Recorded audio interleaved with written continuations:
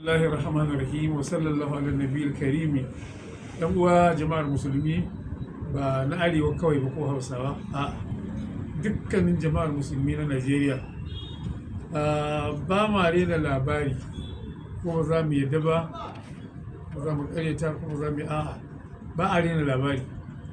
Masu jiragen sama da za su dauki da suke jigila a gida da masu jiragen sama da za su dauki alhazai, to idan fa masu jigilar jiragen sama da cikin gida sun yi kuka, ya za a yi da maganar kuma alhazai masu doguwar tafiya?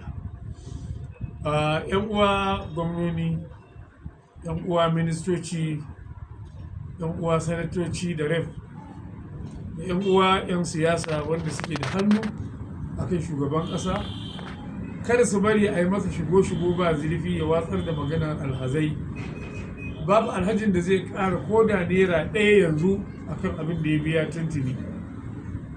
Alhazan nan 'yan Najeriya ne, kudin Najeriya ne a hannun shugabanni, kudinsu ne a hannunsu, su kyautata, su taimaka. Kada masu jiragen sama su yi kuka akan farashin mai na jirgin sama don a cutar da alhazai. Kada a bari alhazai su yi kuka ko a cizguna musu bayan ƙasar tana da kuɗi, akwai arziki a ƙasar nan. Kada ku bari shugaban ƙasa ya azamami da baki maza kamar yadda ya ce ya cire tallafin mai bai shawara da ku ba. To kar ku bari wannan kuma ya ce babu ruwansa. Kar ku bari akwai matsala. Mu yi addu'a Allah ya ba mu lafiya da zama lafiya, ya gyara zukatun shugabanninmu, ya gyara halayensu, ya tattara hankalinsu mai kyau waje guda. Lallai a faranta alhazai wajen tafiya, a faranta musu wajen dawowa.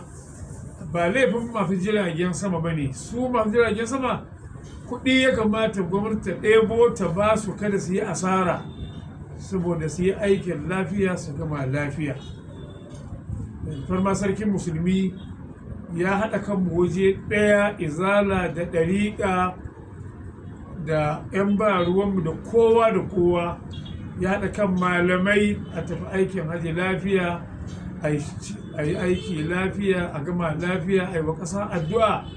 Ina roƙon waɗannan malamai su ƙara wucewa gaba zuwa gurin shugaban ƙasa. Kada a bari abin ya fara ɗagawa. Maza tun da mafi yawa suna Abuja, na ga an kaddamar da waɗansu daga cikin manyansu su gaya wa shugaban ƙasa, karfa ka taɓa harkar mahajjata, ba za ta yi mana daɗi ba. Idan an yi musulun to a yi muminin. Salamu alaikum.